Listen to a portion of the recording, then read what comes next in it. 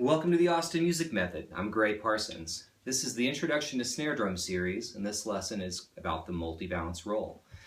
So the multi-bounce roll is the one we most commonly think of, probably if you think of a drum roll.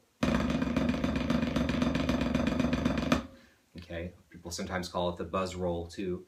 As the name implies, there are many notes or bounces with each hand.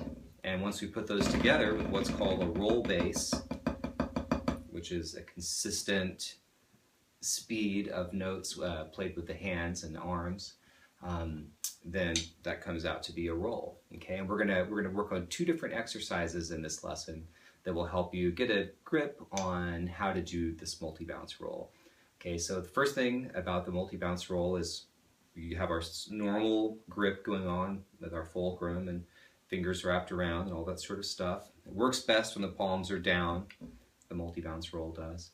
And what happens is when we hit the pad or the head, rather than allowing the stick to bounce off, we apply just a little pressure at our fulcrum, and particularly with the middle and ring fingers, pressing up into the stick, which in turn pushes the stick down into the head. Okay, and allows us to follow through. It's a lot like swimming. Your hand hits the water and then it pulls through the water. Okay, so we're hitting the pad and we're following through all the way until the bounce stops, and then we're done with that stroke. And we're going to do, as I mentioned, two exercises. The first one is going to deal with just listening for the number of bounces we're getting and the texture of those bounces, how fast or slow they are, and trying to get them to match up from hand to hand. Okay, and I'm going to do this by playing a quarter note, resting for a quarter note, left hand, rest for a quarter note, so that within those rests I can listen back and observe what's happening with my bounces. Okay, so 3, 4, rest, rest, rest, rest.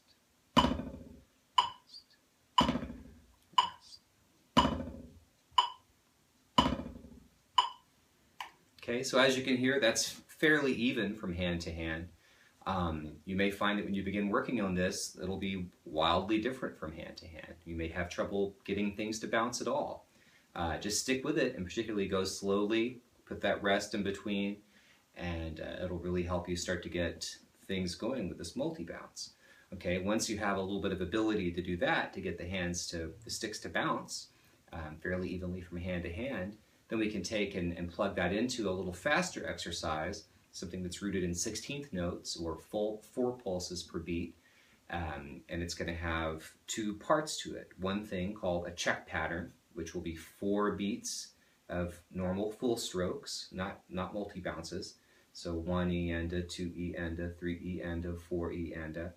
And then we're going to roll for a bar. Hands keep going the same speed, but we allow the sticks to bounce. We follow through. We come back to that check pattern, and then we play 2 bars of roll.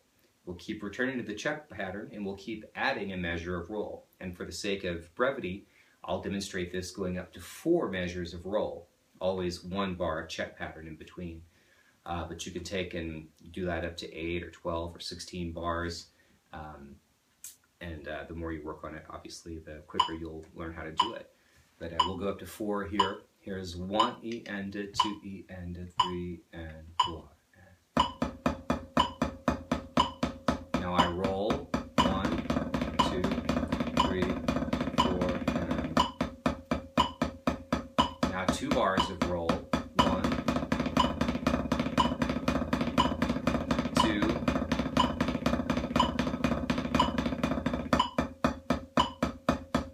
Now 3 bars of roll. 1, 2, 3,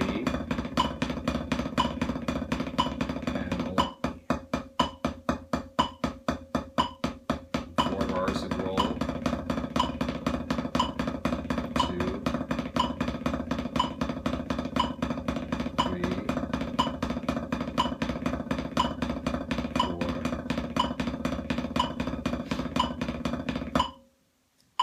All right, and you may notice that at this speed, even once I'm playing 16th notes, it doesn't sound like a connected roll yet. It won't be until you've sped things up a bit further. This is 60 beats a minute, 16th notes. Probably if I wanted to really play a concert style high quality roll at this speed, I would use triplets. Triplet, triplet, triplet, triplet. Or even sevens. 5, 6, 7, 8, 5, 6, 7. Or eights. Okay, so that's all by controlling my roll bass, the speed at which my hands are moving. So faster roll bass gives a more excited roll with more notes in total. Slower roll bass, okay, is the opposite.